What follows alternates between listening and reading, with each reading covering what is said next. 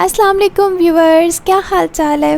मैं उम्मीद करती हूँ आप सब बिल्कुल ठीक होंगे, खैरियत से होंगे। तो आज हमारी एडोब इलस्ट्रेटर की क्लास है। इसमें मैं आपको स्केल टूल एग्जाम्पल के साथ डिटेल में बताऊंगी। तो आइए स्टार्ट करते हैं। तो सबसे पहले हमें कॉरिडोर बनाने के लिए सबको डिलीट किया। डिलीट करने के बाद मुझे एक रेक्टेंगुलर चाहिए, ठीक है, ओके, आई थिंक इनफ है। आपने क्या करना है, इसकी कॉपी जनरेट करनी है। आपने स्ट्रोक वाली जगह पे क्लिक करके आर्ट प्रेस करके माउस को ड्रैग करेंगे तो इसकी एज इट इज़ कॉपी बनना स्टार्ट हो जाएगी। तो आपने सबसे पहले माउस को फ्री करना है, ठीक है, क्लिक हटाना है और फिर आप आर्ट को छोड़ दें तो आपकी कॉपी बन जाएगी, ठीक है। तो आपने इस तरह इसकी कॉपी बना ली। कॉपी बनाने के बाद आपको मज़ीद रेक्टेंगुलर्स ड्रॉ करनी है, छोटे छोटे से, ठीक है। इसको सेलेक्ट किया। सेलेक्ट करने के बाद मुझे अगेन इसकी कॉपी जनरेट करनी है। आर्ट प्रेस करूँगी, प्रेस करने के बाद ड्रैग करूँगी माउस से इधर, ठीक है। थोड़ा सा इसको मुझे मिड पे करना है,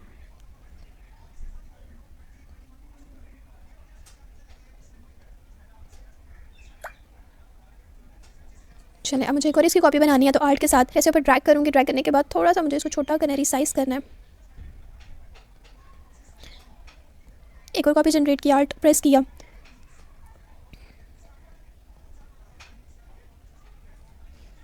तो आपने इसको क्लिक किया। क्लिक करने के बाद आर्ट के, अच्छा, मैं ये सारी कॉपीज़ ना प्रेस करके आर्ट के साथ जनरेट कर रही हूँ।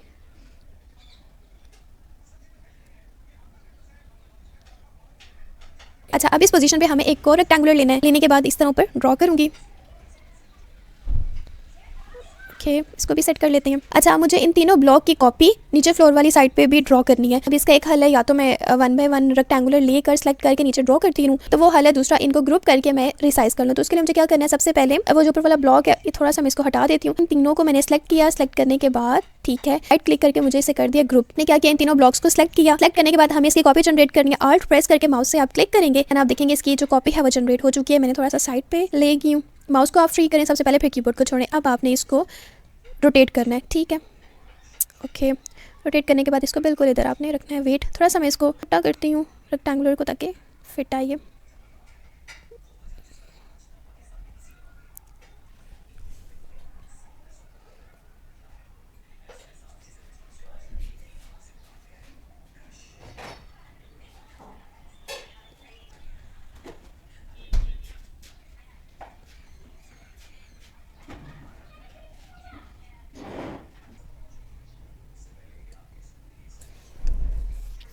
ओके, इस तरह आपने इस पूरे रेक्टेंगुलर को कलर्स दे दे कोई। जैसे ही आपने रेक्टेंगुलर को सेलेक्ट किया, फिल पे डबल क्लिक करेंगे तो इस तरह जैसे एज इट इज़ कलर चाहिए। आपने दूसरे रेक्टेंगुलर को सेलेक्ट किया, यहाँ पे होता है आई ड्रॉपर टूल से आप इस रेक्टेंगुलर को क्लिक करेंगे तो वही एज इट इज़ कलर जो है वो इधर ड्रॉ हो जाएगा। अब आपने इसी तरह इधर कोई कलर देते हैं। फिल पे डबल क्लिक करें। सेलेक्ट करने के बाद इसको हम दे देते हैं ओके, ग्रीन, ओके। अच्छा जी, फिर आपने इस वाले ब्लॉक को क्लिक करो। सेलेक्ट करने के बाद ड्रॉपर से आपने इधर क्लिक कर देना है, ठीक है। ब्लॉक सबके सेम होने चाहिए, इसलिए आई ड्रॉपर से अगेन आपने इधर क्लिक किया। क्लिक करने के बाद अब ये आई ड्रॉपर ले और जाना है, गुड, ठीक है। ये थोड़ा सा बड़ा हो गया, मुझे इसको थोड़ा सा छोटा करना चाहिए। अच्छा, इन सबको सेलेक्ट करो। सेलेक्ट करने के बाद शिफ्ट प्रेस करके ना थोड़ा सा ऐसे,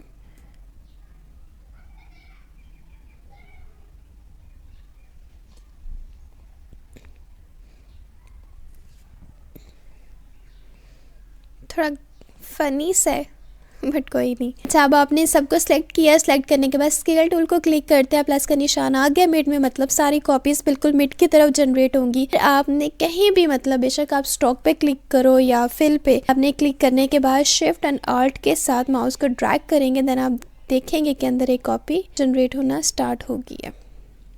इस तरह सबसे पहले आपने माउस को फ्री करना है, फिर आपने कीबोर्ड को छोड़ देना है और जैसे ही आप कंट्रोल DT प्रेस करेंगे आप देखेंगे इस तरह इसकी वॉल बनना स्टार्ट हो जाएगी। और आप कंट्रोल Z कर दें।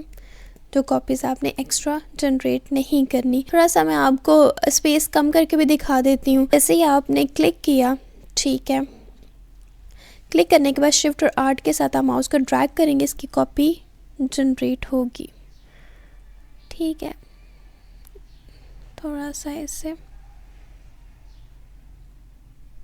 ठीक है। जैसे आप कंट्रोल Z प्रेस करेंगे देन यू कैन सी अच्छा, आप देख सकते हैं कि हमारा जो सेकंड वाला ब्लॉक है वो बिल्कुल फर्स्ट के ऊपर आया हुआ है और थर्ड वाला सेकंड के ऊपर। तो इसको हटाने के लिए हमें क्या करना है, आपने सबसे पहले ब्लॉक को क्या करना है, ग्रुप करना है। ठीक है, ग्रुप करने के बाद फिर आपने कॉपीज जनरेट करनी है, ताकि वन बाय वन, 1 मिनट में आपको बताती हूँ। अच्छा, मुझे एक और बात आपको समझानी है कि जैसे ही आपने इस जो शेप है इसको ग्रुप किया, ग्रुप करने के बाद स्केल टूल क्लिक करते तो ऑब्वियसली मिड में ही इसका निशान आएगा। जस्ट आपको समझाने के लिए एक छोटी सी टिप बतानी है कि जैसे ही आप इसकी कॉपी जनरेट करेंगे, क्लिक करने के बाद आर्ट प्रेस करेंगे, ठीक है, तो आई थिंक इतना ना आपको जस्ट समझाने के लिए मैं इतना बता देती हूँ। माउस को फ्री करना है सबसे पहले, फिर आपने आर्ट से अपना हाथ हटा देना है। ठीक है। अच्छा, यहाँ पे एक मसला ये आ रहा है, जैसे ही आप इन ब्लॉक्स को देखोगे तो आप देख रहे हो जो फर्स्ट ब्लॉक है वो बेसिकली सेकंड के पीछे नजर आ रहा है, जबकि हमारा फर्स्ट ब्लॉक आगे होना चाहिए, सेकंड उसके पीछे, थर्ड उसके पीछे। ऐसे हल में हमें क्या करना है, आपने सेकंड ब्लॉक को आपने सेलेक्ट करना है। सेलेक्ट करने के बाद आपने राइट क्लिक करना है माउस से, फिर आपने अरेंज पे चले जाना है, सेंड टू बैक करना है। अब आप देख सकते हैं कि ये जो सेकंड वाला ब्लॉक है ये बेसिकली फ्रंट वाले के पीछे आपको नजर आ रहा है। तो हम अक्सर जब भी शेप बनाते हैं, कॉरिडोर बनाते हैं, कोई भी डिज़ाइन कर रहे होते हैं जिसमें हमें डिफरेंट किस्म के दरवाजे चाहिए होते हैं, कोई अलमारी चाहिए होती है जो कि बिल्कुल लाइन वाइज आ रही होती है, जो बहुत करीब हमारी चीज़ होती है, वो अक्सर एक दूसरे के ऊपर ओवरलैप कर जाती है। तो आपने उस पर क्लिक करना है राइट, फिर आपने अरेंज पे जाके सेंड टू बैक कर दे, तो फ्रंट वाले से पीछे चला जाएगा और इस तरह आपकी जो शेप है वो नजर आएगी। ठीक है, होपफुली आपकी छोटी सी टिप जो है समझ आई होगी। अब मैं आपको शेयर टूल के बारे में बताती हूँ जो कि स्केल टूल का ही पार्ट है, फिर उसके बाद हम रिफ्लेक्ट टूल के बारे में पढ़ेंगे। तो शेयर टूल बताने से पहले मुझे डिफरेंट किस्म के ब्लॉक्स चाहिए, क्योंकि वो बात मैं आगे बताती हूँ। ठीक है, तो इस तरह मैंने एक रेक्टेंगुलर ड्रॉ किया, मुझे इसकी कॉपी चाहिए, इसको सिलेक्ट करो। सिलेक्ट करने के बाद आपने अल्ट प्रेस किया, माउस से क्लिक करके शिफ्ट के साथ आप आगे ड्रैग करें, फिर देखेंगे बिल्कुल सीक्वेंस में इसकी जो है कॉपी तैयार हो गया। थोड़ी सी डिस्टेंस में करती हूँ। ठीक है, सबसे पहले माउस को फ्री करेंगे, फिर आपने आर्ट से हाथ हटाना है। ठीक है, अब ये चीज़ हमारी सिलेक्ट हो चुकी है। सिलेक्ट होने के बाद आपने इसको सिलेक्ट किया, अब कंट्रोल डी प्रेस करेंगे। ठीक है, तो इस तरह कॉपी जो है वो हमारी बन चुकी है। अब आपने इस सब ब्लॉक्स को ग्रुप करना है। सिलेक्ट करने के बाद राइट क्लिक करके यहाँ पे ग्रुप पे क्लिक कर दें। ठीक है, ये सारा हमारा ग्रुप बन चुका है। अब मुझे इन सारे ग्रुप की जो है वो एक और कॉपी जनरेट करनी है जो कि नीचे वाले ब्लॉक्स में आएगी। तो फिर मैंने क्लिक किया, क्लिक करने के बाद आप जैसे आल्ट और शिफ्ट प्रेस करोगे तो माउस से ड्रैग करोगे, देन आप देखोगे इसकी कॉपी जनरेट होना स्टार्ट हो जाएगी। पहले आपने माउस को फ्री करना है, फिर आर्ट से जो है वो हाथ हटाना है, एंड आप कंट्रोल डी प्रेस करो तो आप देखोगे इस तरह ब्लॉक आपका बन जाएगा। ठीक है, अब आपने इन सब को सिलेक्ट किया। सिलेक्ट करने के बाद थोड़ा सा नीचे ले जाती हूँ। ठीक है, अच्छा, अब आपने इसको सिलेक्ट तो कर लिया। ठीक है, थोड़ा सा मैं इसको मिनिमाइज करती हूँ ऐसे करके। अब मैं आपको शेयर टूल के बारे में बताती हूँ कि ये कैसे वर्क करता है। आपने अपने सारे ब्लॉक को सिलेक्ट करना है, फिर आपने स्केल टूल का पार्ट शेयर टूल को सिलेक्ट करना है। चाहते हैं कि आपकी सारी शेप जो है वो एक स्पेसिफिक वे में मूव करे, तो आपने शेयर टूल को इस्तेमाल करना है। तो जैसे मैं कॉर्नर पे क्लिक करके इसको माउस से मूव करूँगी, जैसे जैसे मूव करूँगी मेरी सिर्फ एक ब्लॉक नहीं बल्कि सारे ब्लॉक्स जो हैं वो मूव होना स्टार्ट हो जाएंगे। ठीक है, लाइक दिस आप देख सकते हैं, ऐसे ऐसे ये मैं मूव कर रही हूँ जस्ट एक कॉर्नर पे क्लिक करके, तो वैसे ही शेप जो है वो मूव होती चली जा रही है। तो शेयर टूल बेसिकली ये होता है। अच्छा, अब मैं आपको रीशेप टूल के बारे में बताती हूँ। इसके लिए सबसे पहले कोई रेक्टेंगुलर मैं ड्रॉ कर लेती हूँ। ठीक है, रेक्टेंगुलर ड्रॉ करने के बाद मुझे इस शेप पे मैं चाहती हूँ ड्रॉ हो, रीसाइज हो जाए। तो डायरेक्ट सिलेक्शन से आपने क्या करना है, उस पाथ को आपने सेलेक्ट करना है। सेलेक्ट करने के बाद आपने स्केल टूल का जो पार्ट है रिफ्लेक्ट टूल, आपने इस पे क्लिक करके जैसे ही आप माउस से मूव करेंगे देन आप देखेंगे जस्ट वो वाले पार्ट जो कि मैंने सेलेक्ट की है, ठीक है, वो ही मूव करेगा। जैसे मैं चाहती हूँ रीशेप करना वैसे ही वो रीशेप होता चला जाएगा। फिर आपने डायरेक्ट सिलेक्शन के साथ बेसिकली उसको सिलेक्ट करना है। सिलेक्ट करने के बाद फिर आपने रिफ्लेक्ट करना है, देन उधर आएगा।